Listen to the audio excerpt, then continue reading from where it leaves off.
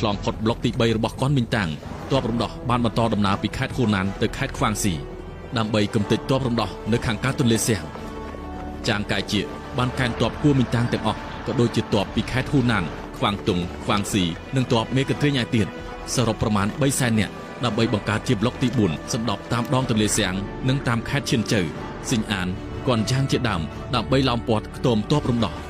ពីថ្ងៃទី27ខែវិច្ឆិកាដល់ថ្ងៃទី1ធ្នូឆ្នាំ1934ដើម្បីឲ្យកងព្យុហាយត្រាទាំងពីរឆ្លងផុតទន្លេសៀងកងពលទី1ទី3ទី5ទី8និងទី9របស់កងទ័ពរំដោះបានជីកត្រង់សេដែលតបភ្ជាប់ពីស្រុកចៅសានគន់ហួរនិងស៊ីនស៊ូនិងបានតតាំងជាមួយនឹងទ័ពគុនមីងតាំងអស់រយៈពេល7ថ្ងៃក្រោយមកសមរភូមិត្រូវបានគេស្គាល់វត្តសាស្ត្រជាយុទ្ធនាការឆ្លងទន្លេសៀង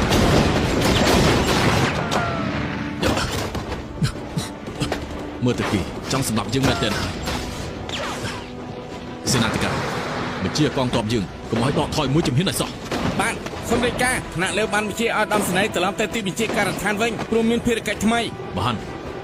ការពារទីនេះរហូតដល់ពេលយើងមកវិញបាទទៀនសូមគោរពលោកនាយឧត្តមសេនីយ៍ឈិនសមរភូមិចំណេចទៅហើយតឹងតែងតែពួកយើងអាចទប់ទល់បានលើកនេះបញ្ជាកងទ័ពធំលេខ34កាន់ឧបករណ៍វិទ្យុដើម្បីជាការការពារពីការវិឆ្មត់ពីសត្រូវនិងទ័ពជើងឆ្លងទន្លេនេះគឺជាភារកិច្ចលំបាកតែធ្វើបានទេសូមទុកចិត្តចុះកងពលលេខ34នឹងសម្រេចឲ្យបានមកចាំខ្ញុំជូនដំណើរលោកនេះហេតុអ្វីបានជាមើងម៉ាត់ខ្លាំងម្លេះថ្ងៃនេះគឺបែបនេះទេសមាជិកបានចេញបញ្ជាបើលោកត្រូវបានកាត់ផ្ដាច់ដោយសត្រូវលោកត្រូវត្រឡប់ទៅភូមិខាងត្បូងខេត្តហ៊ូណាបាទខ្ញុំយល់ហើយទៅថៃខ្លួនណាបាទលោកនាយខ្ញុំទៅសិនហើយនេះគឺជាកាតព្វកិច្ចធំណាស់